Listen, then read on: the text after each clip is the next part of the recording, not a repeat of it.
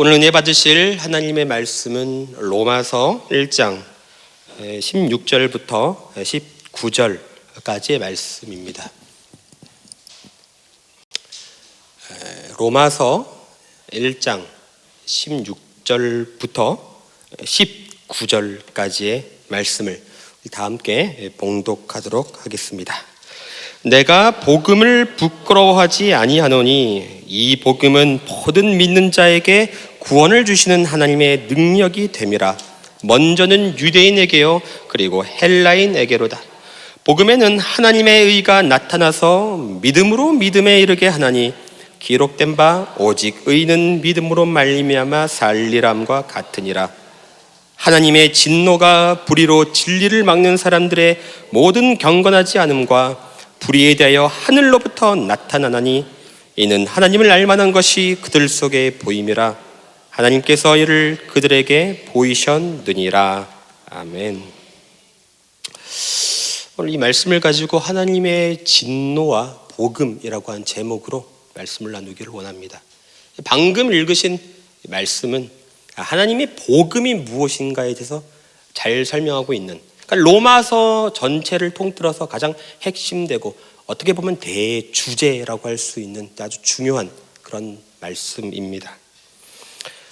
복음이 무엇인가라고 그러면 사람들은, 대부분의 사람들은 예수 믿고 구원받아 천당 가는 것이라고 생각을 합니다.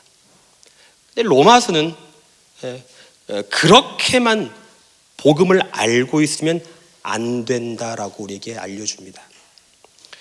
왜 그런가 하니 우리가 예수를 모르는 사람들에게 예수 믿고 구원 받으십시오라고 전도를 하면 대부분의 사람들은 속으로 생각합니다. 내가 왜 구원이 필요한가? 내가 왜 예수를 믿어야 되는가? 난 잘 살고 있는데. 그러니까 그들이 예수 믿고 구원 받으십시오라고 하는 메시지를 들어도 구원에 대한 필요성을 느끼지를 못합니다. 그래서 로마서는 복음을 얘기할 때 무엇부터 얘기를 하냐면 구원이 왜 필요한가부터 시작합니다. 인간이 처해 있는 처지가 어떠한지 그거부터 시작을 합니다. 그게 로마서 1장 18절입니다. 로마서 1장 18절. 하나님의 진노가 불의로 진리를 막는 사람들의 모든 경건하지 않음과 불의에 대하여 하늘로부터 나타나나니. 왜 구원이 필요한가? 모든 사람은 하나님의 진노에 처해 있기 때문이다. 이렇게 얘기를 합니다. 그러니까 모든 사람은 가장 큰 위험에 직면해 있는 것이 무엇이냐? 하나님의 진노다. 그들은 깨닫지 못하지만 그들은 전부 다 하나님의 진노 아래 처해 있다. 세상에 큰 고통을 가져다 주는 것이 많습니다. 가난, 기근, 범죄, 공산주의, 어떤 성매매, 이런 것들은 세상에 큰 고통을 가져다 줍니다. 이런 위험들은 하나님의 진노와 비교하면 사실은 아무것도 아닙니다. 왜냐하면 이러한 진노들은 우리가 살아있을 때만 경험할 뿐이기 때문입니다. 그러나 하나님의 진노는 다릅니다. 하나님의 진노는 내가 죽는다고 해서 끝나지 않습니다. 하나님의 진노는 영원합니다. 이게 하나님의 진노의 가장 무서운 점이라고 할 수가 있습니다. 하나님의 진노가 이미 세상 위에 머물고 있다고 합니다. 모든 사람, 각 사람의 머리 위에 진노가 머물러 있는 상태라고 얘기를 합니다. 그런데 사람들은 얘기하죠. 그러니까 하나님께서 정말 진노하고 계시냐? 하나님께서 정말 진노하고 계시다면 그 증거가 무엇이냐? 수백만의 피를 흘린 독재자가 저렇게 건재하고 이단 교주들이 그렇게 수많은 영혼들을 유린하고 있는데 이단 교주들이 저렇게 건강하고 잘 먹고 잘 사는 오늘날의 세상에서 정말 하나님은 진노하고 계시는 게 맞느냐? 그 증거가 뭐냐라고. 하나님 살아있지 않는 거 아니냐라고 얘기를 하죠. 그것은 하나님의 진노가 뭔지를 모르기 때문에 그런 질문을 하는 것입니다. 하나님의 진노가 뭐냐? 우리 말씀을 좀 봅니다. 로마서 1장 24절입니다. 그러므로 하나님께서 그들을 마음의 정욕대로 더러움에 내버려 두사. 하나님의 진노는 뭐냐? 내버려 두는 겁니다. 26절 볼까요? 자, 26절입니다. 이 때문에 하나님께서 그들을 부끄러운 욕심에 내버려 두셨으니. 하나님의 진노는 무엇이냐? 내버려 두는 겁니다. 28절 볼까요? 28절입니다. 또한 그들이 마음에 하나님 두기를 싫어하며 하나님께서 그들을 그 상실한 마음대로 내버려 두사. 내버려 두는 것. 하나님의 진노가 무엇입니까? 하나님의 진노는 마음대로 살아라, 네 마음대로 살아라 하시면서 내버려 두는 것. 그러니까 쾌락 가운데 살도록 놔두는 것이고, 죄 지으면서 살도록 놔두는 것이고, 동성애하면서 살도록 놔두는 것이고, 마약하면서 살도록 놔두는 거고, 사기와 불법으로 돈 벌도록 놔두는 것이 하나님의 진노라는 거죠. 차라리 하나님께서 다리 몽둥이를 분질러서라도 마약 끊게 하면 그게 성경은 은혜라고 하는 겁니다. 왜? 하나님께서 간섭하시고 개입하신 것이니까 은혜라고 합니다. 그러니까 야곱이 환도뼈가 부러진 것을 보면 세상은 야곱이 하나님의 심판을 받았다고 얘기를 하겠지만 성경은 그게 은혜랍니다. 환도뼈가 부러졌더니 야곱이 점점 이스라엘로 변해가더라는 거죠. 진노는 뭐냐? 하나님께서 마음대로 살도록 놔두는 것입니다. 그러니까 마치 이런 거죠.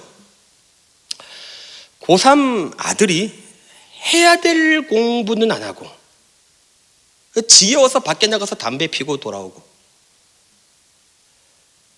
좀 더 시간이 지나니까 이제 술 마시고 돌아오고, 이제는 밤새 놀다가 새벽에 들어오고, 이제는 학교도 안 나간다면 부모는 타일르겠죠.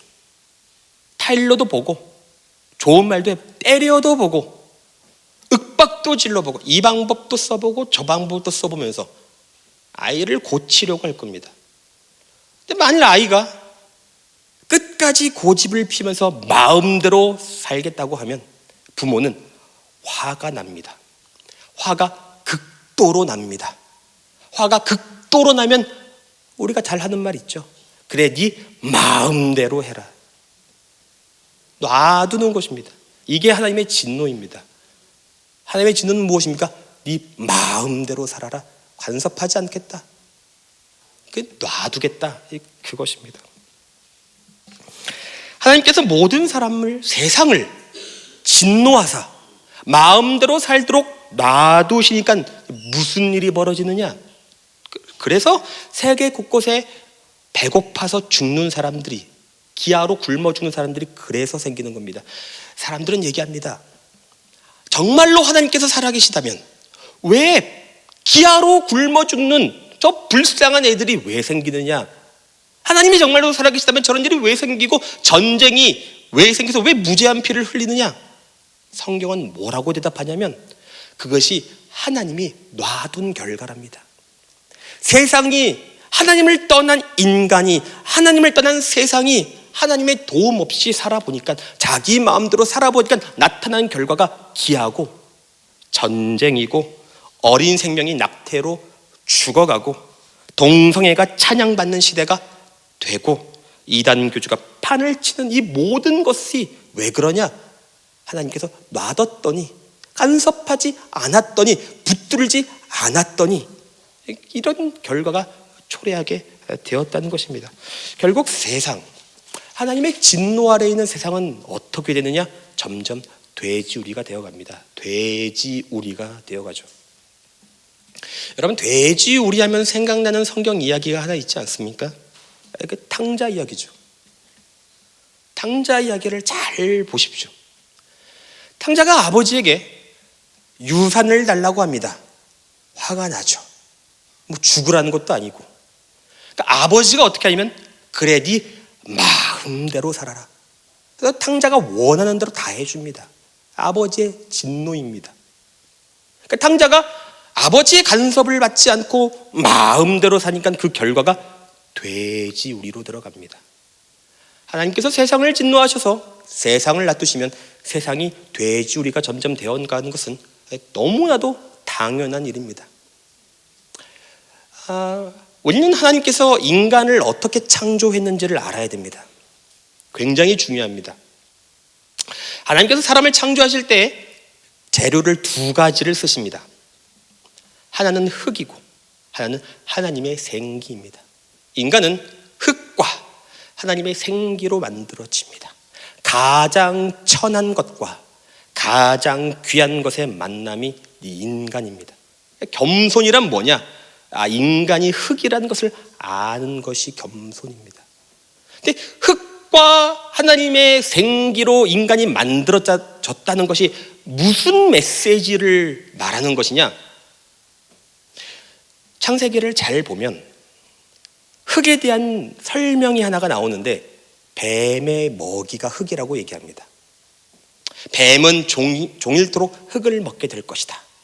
뱀의 먹이가 흙인데 흙과 하나님의 생기로 인간을 창조했다는 것이 무슨 메시지냐?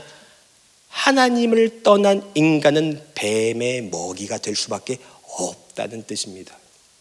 그러므로 하나님이 붙들지 아니하시고 간섭하지 아니하시고 지켜보아지 아니하면 인간은 돼지우리가 되는 것은 당연한 것이고 세상이 돼지우리가 되어가는 것은 당연한 것입니다. 붙들어주는 게 은혜입니다. 간섭하는 게 은혜입니다. 진노는 놔두시는 것입니다. 여러분, 불법으로 돈 많이 버는 사람 부럽습니까? 악인이 득세하는 것처럼 보입니까? 그들은 지금 하나님의 진노 가운데 있다는 것을 여러분 기억하셔야 됩니다.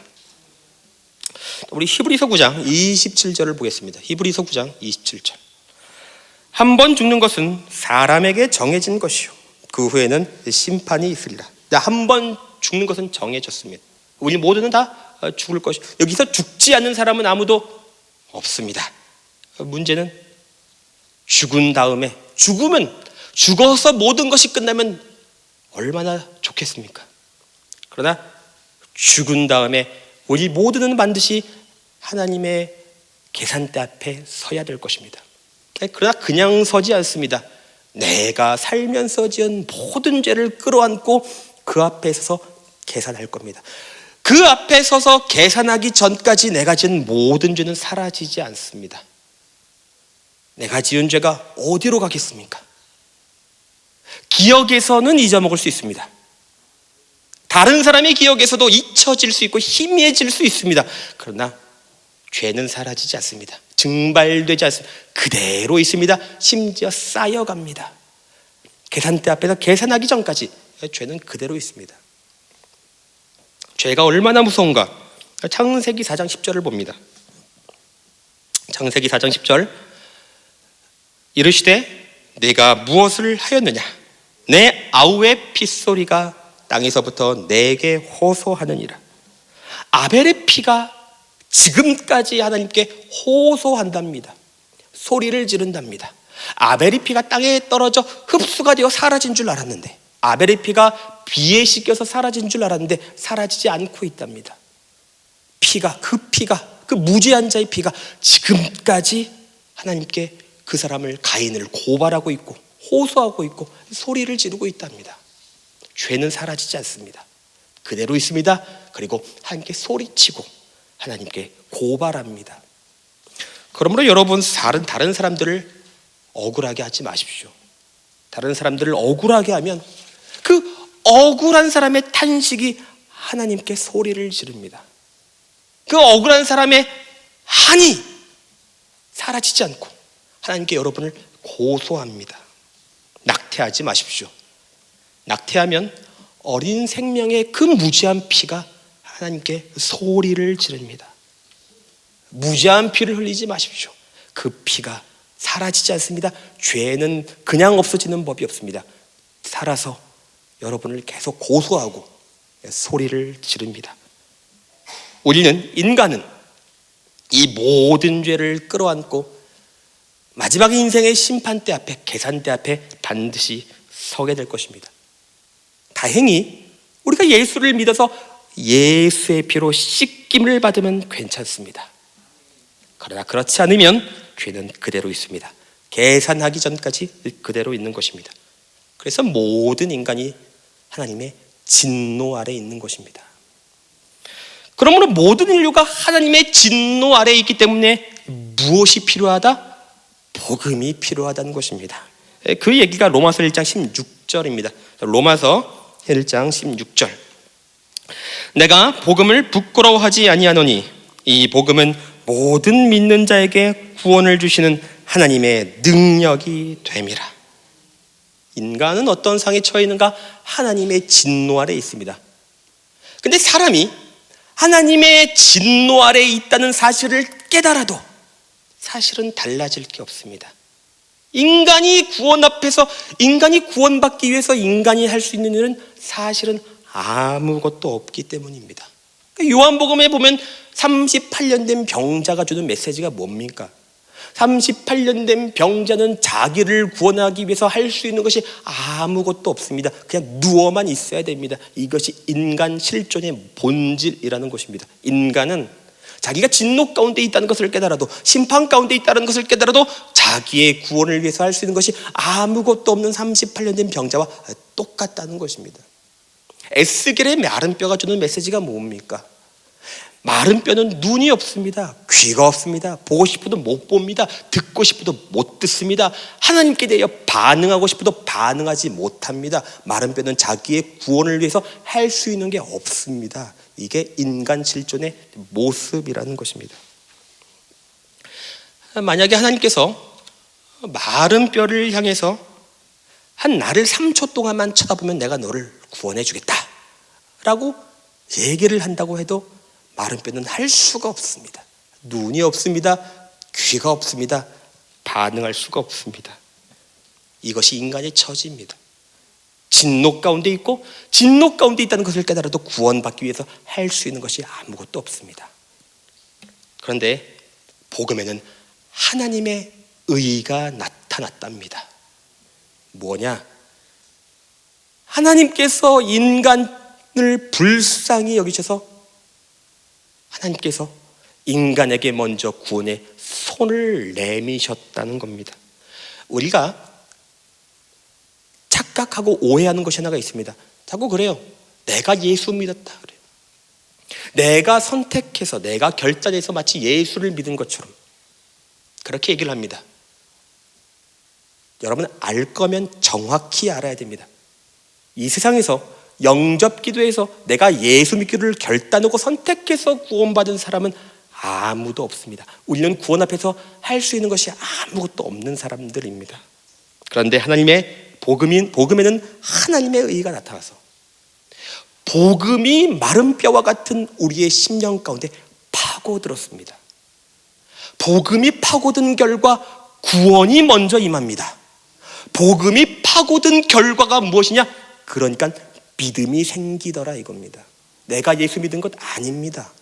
마른 뼈 갖고 38년 된 병자와 같은 우리들의 심령 가운데 하나님께서 먼저 구원의 손길을 내미셔서 복음이 파고들었더니 그 결과 우리가 예수를 믿게 된 것입니다. 그러니까 복음에는 하나님의 의가 나타났다는 것은 무슨 뜻이냐?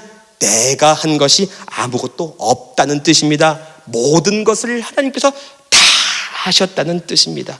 나를 구원하기로 작정한 것도 하나님이요, 예수를 보내서 십자가에서 죽게 해서 나의 죄를 씻으신 것도 하나님이요, 복음이 내 심령으로 파고들게 하사 나로 하여금 예수를 믿게 하는 것도 하나님입니다. 모든 것을 하나님이 하셨다는 것입니다. 구원이 내 손에 달려있지 않습니다. 구원이 전적으로 하나님 손에 달려있습니다. 구원이 내 손에 달려있으면 내 구원은 불안정할 겁니다. 그러나 하나님의 손에 구원이 달려있으므로 내 구원은 안전한 것이고 한 번 구원은 영원한 구원이 되는 것입니다.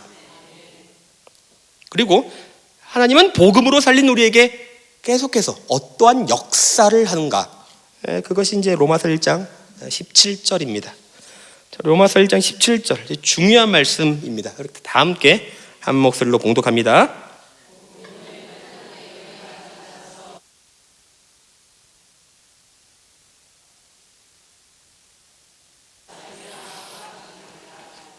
이 말씀은 굉장히 중요한 말씀이지만 또한 해석하는 것이 어려울 수 있습니다. 복음에는 하나님의 의가 나타났습니다. 그리고 그 의는 예수를 믿는 사람, 하나님의 신실하신 공간 안으로 들어온, 하나님의 신실 밖은 진노입니다.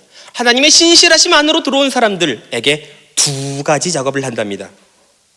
믿음에서 믿음에 이르게 하나니, 첫 번째 믿음이 있고 두 번째 믿음이 있답니다.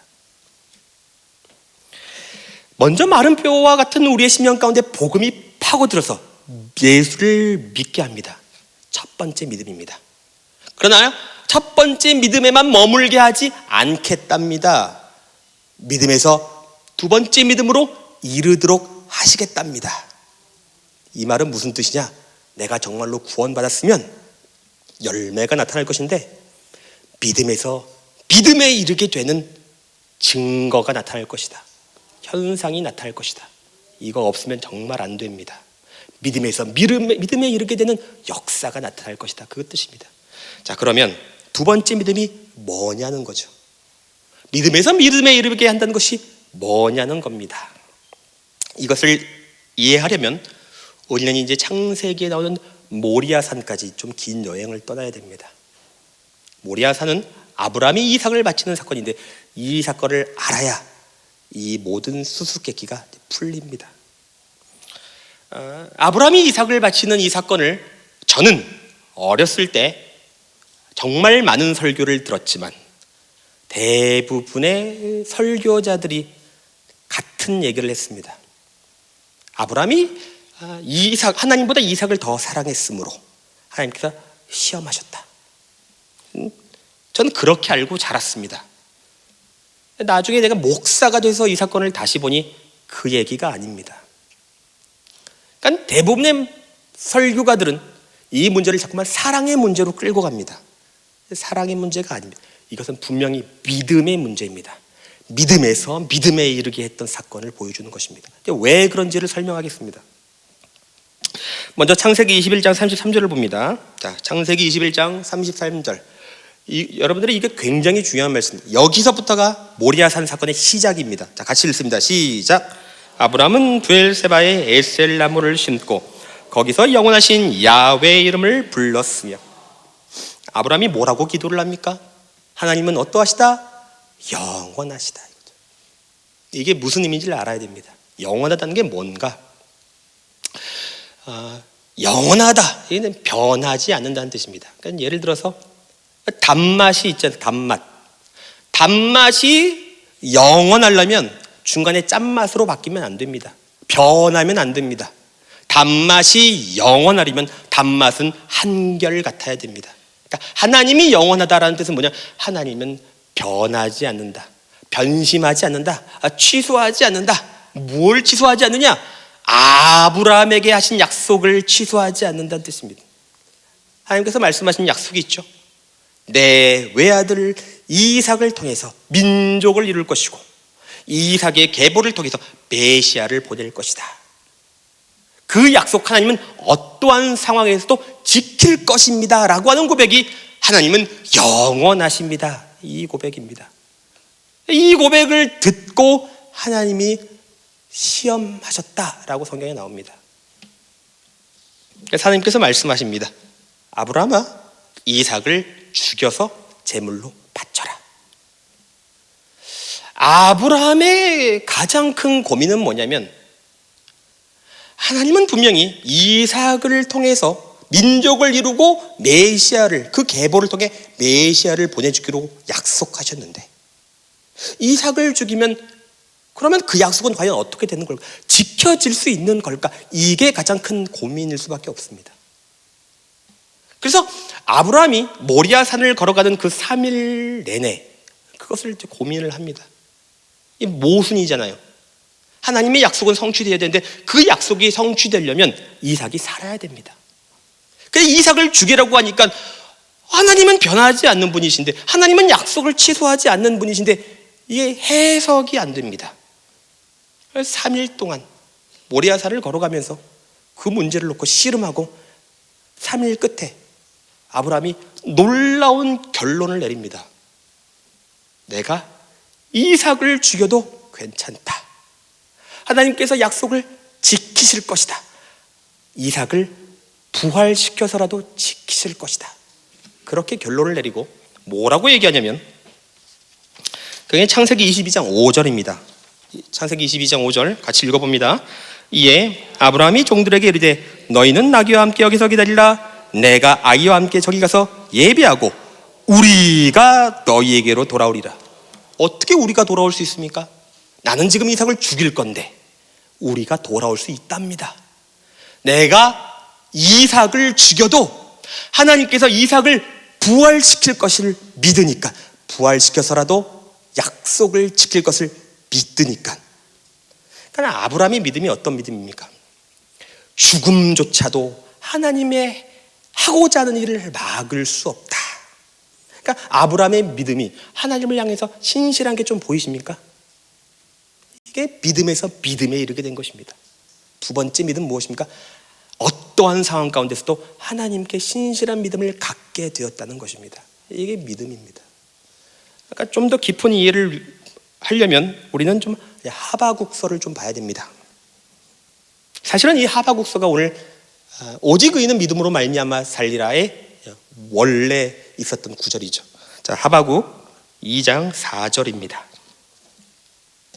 보라, 그의 마음은 교만하며 그 속에서 정직하지 못하나 의인은 그의 믿음으로 말미암아 살리라.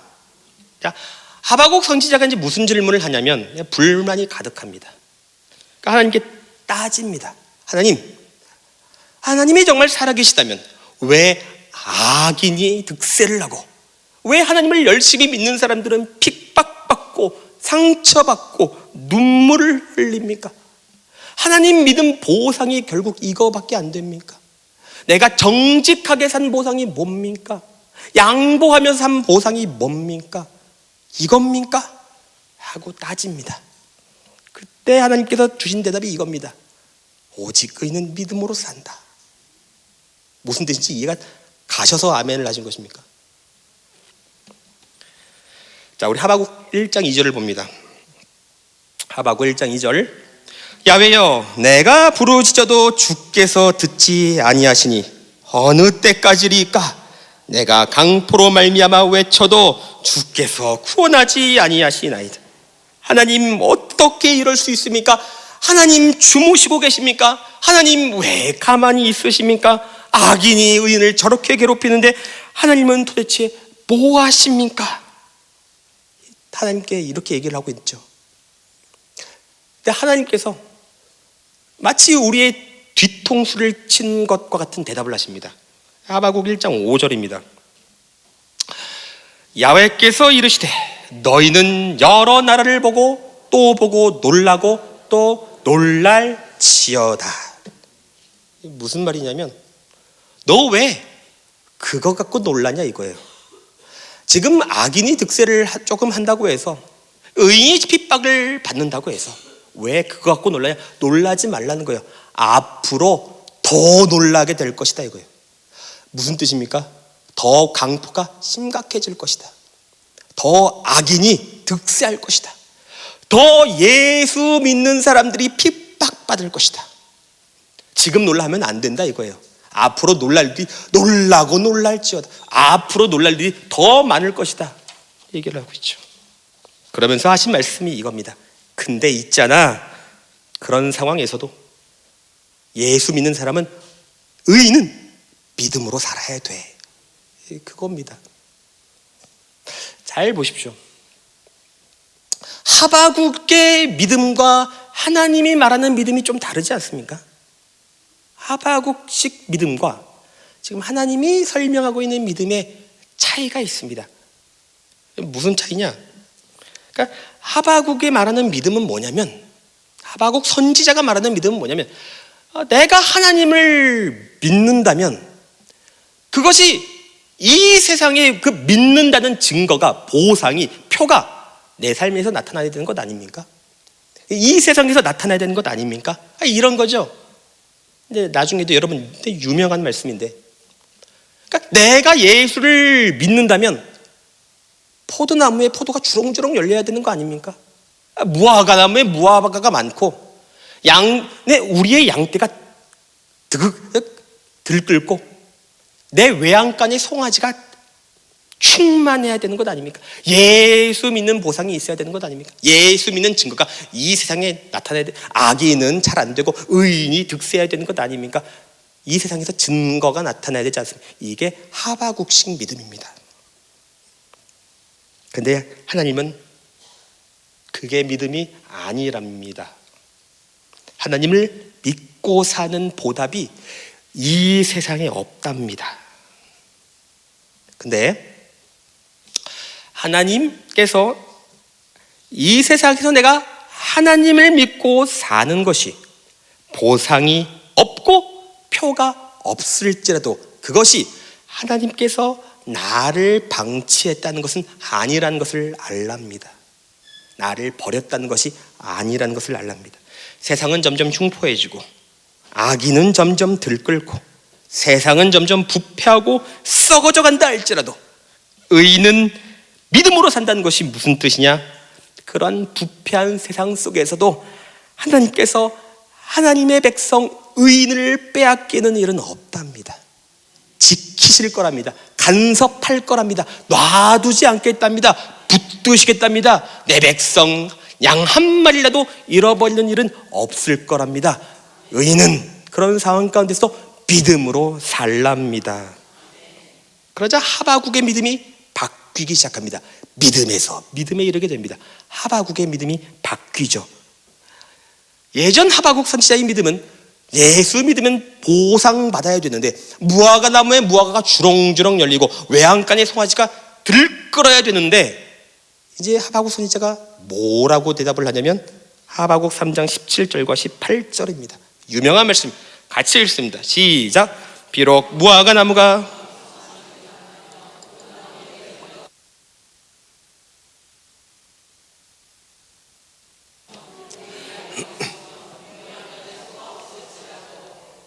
나는 야훼로 말미암아 즐거워하며 나의 구원의 하나님으로 말미암아 기뻐하리로다. 그러니까 하바국의 믿음이 바뀌었죠. 예수 믿으면 보상이 있어야 된다는 믿음에서 보상이 없어도 하나님만으로 기뻐하는 하나님을 향한 신실한 믿음으로 바뀌었습니다. 누구랑 아브라함하고 똑같죠. 이것이 바로 뭐냐? 로마서 1장 17절 믿음에서 믿음에 이르게 되는 것입니다. 그러니까 내가 정말로 구원을 받았다는 것은 뭐냐? 하나님의 신실하심 밖은 진노입니다. 하나님의 신실하심 안으로 들어왔다. 내가 구원받았다. 내가 거듭났다는 것은 뭐냐? 열매가 맺혀져야 되는데 믿음에서 믿음에 이르게 하는 역사가 여러분들 삶 가운데 정말 반드시 나타나야 됩니다.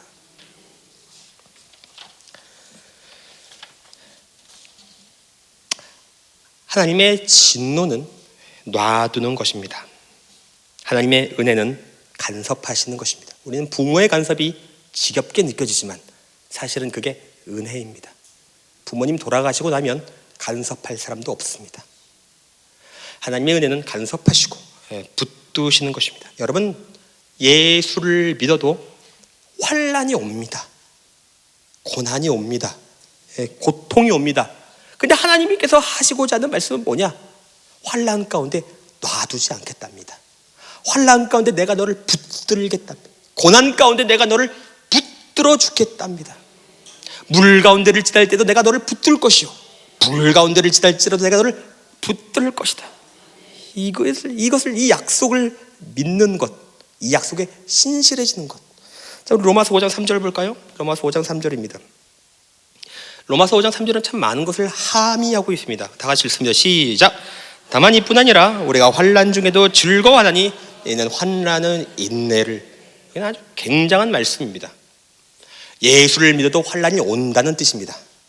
그런데 마지막 말을 잘 보시면 뭐라고 하죠? 환난은 인내를. 다시요. 뭐라고요? 환난은 인내를. 여러분 이게 무슨 뜻인지 아십니까? 환난이 환난으로 끝나도록 놔두지 않겠답니다. 상처가 상처로 끝나도록 놔두지 않겠답니다. 여러분들의 눈물이 눈물로 끝나도록 놔두지 않을 것이고 여러분의 절망이 절망으로 끝나도록 놔두지 않겠답니다. 간섭하시겠답니다. 개입하시겠답니다. 그거 다 바꿔서 선으로 바꾸어 주시겠답니다. 여러분 기독교의 가장 위대한 점은 뭐냐? 예수의 죽음인데 예수의 죽음을 묵상을 하면 놀라운 것을 발견합니다. 하나님께서 예수의 죽음을 놔두지 않으십니다. 놔두셨으면 예수의 죽음은 죽음으로 끝났을 것입니다. 근데 놔두지 않으십니다. 간섭하십니다. 개입하십니다. 예수의 죽음이 부활로 끝나더라 이겁니다.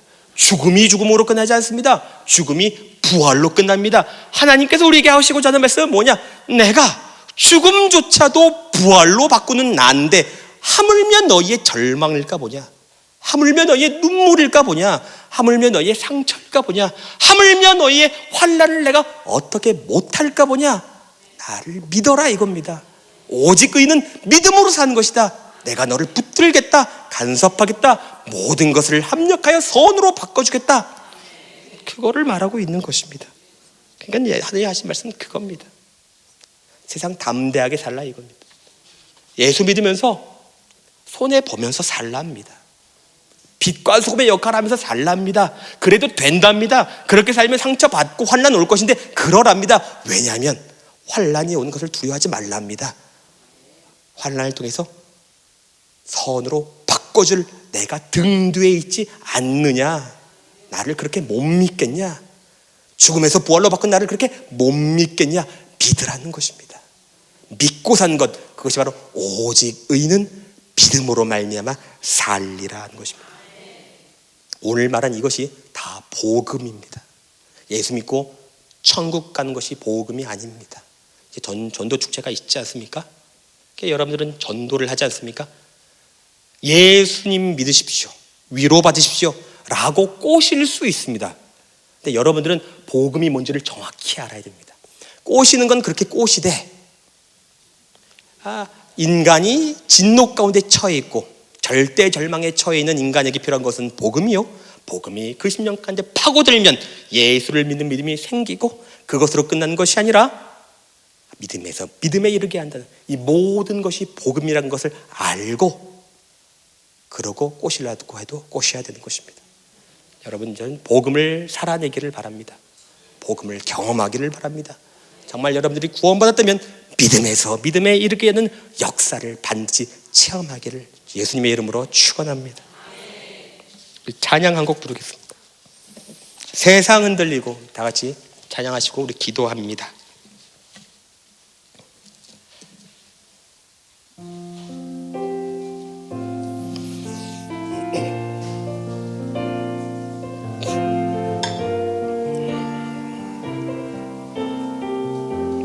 세상 흔들리고 세상 흔들리고 사람들은 변하여도 나는 주를 섬기리. 주님의 사랑은 영원히 변하지 않네. 나 다시 한번 고백합니다. 세상 흔들리고 세상 흔들리고 사람들은 변하여도 나는 주를 섬기리. 주님의 사랑은 영원히 변하지 않네. 우리 다시 한번 고백합니다. 세상 흔들릴지라도 세상 흔들리고 사람들은 변하여도 나는 주를 섬기리. 주님의 사랑은 영원히 변하지 않네. 나는 세상 흔들리고 세상 흔들리고 사람들은 변하여도 나는 주를 섬기리. 주님의 사랑은 영원히 변하지 않네. 나는 오직 믿음으로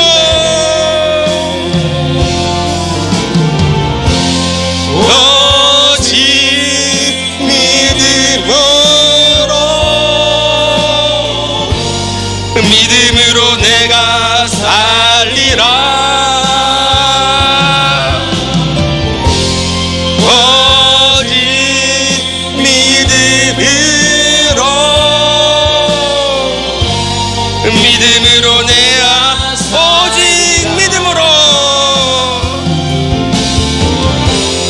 오직 믿음으로 믿음으로 내가 살리라. 오직 믿음으로 믿음 흔들리고 사람들 주를 떠나도 믿음 흔들리고 사람들 주를 떠나도 나는 주를 섬기리. 주님의 나라는 영원히 쇠하지 않네. 나는 믿음 흔들리고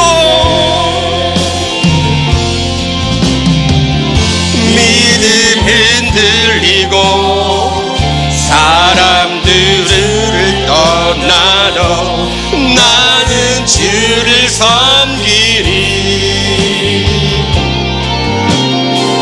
주님의 나라는 영원히 쇠하지 않네. 나 믿음 흔들리고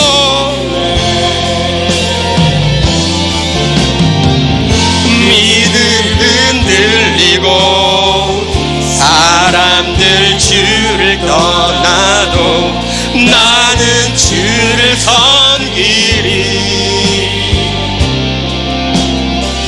주님의 나라는 영원히 쇠하지 않네. 나 오직 믿음으로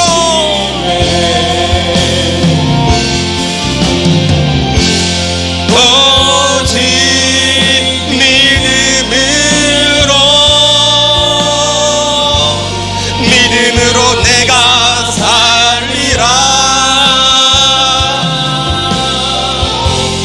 오직 믿음으로 오직 믿음으로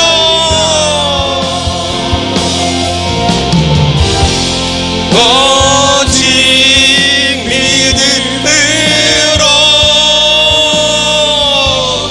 믿음으로 내가 살리라. 오직 믿음으로 오직 믿음으로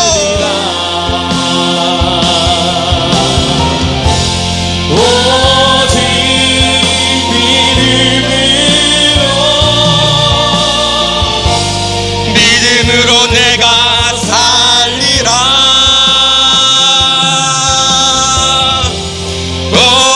오직 믿음으로 오직 믿음으로 살리라.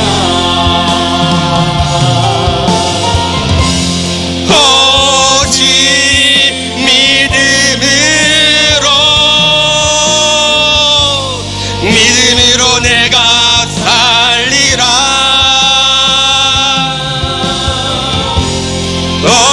오직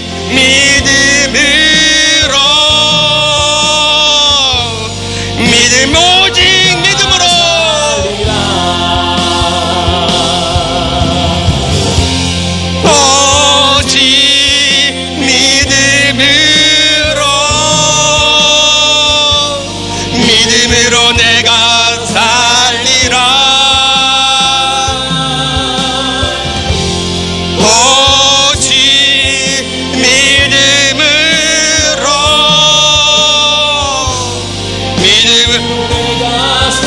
이 시간 말씀 붙잡고 주여 세 번 부르시고 다 함께 통성으로 기도합니다.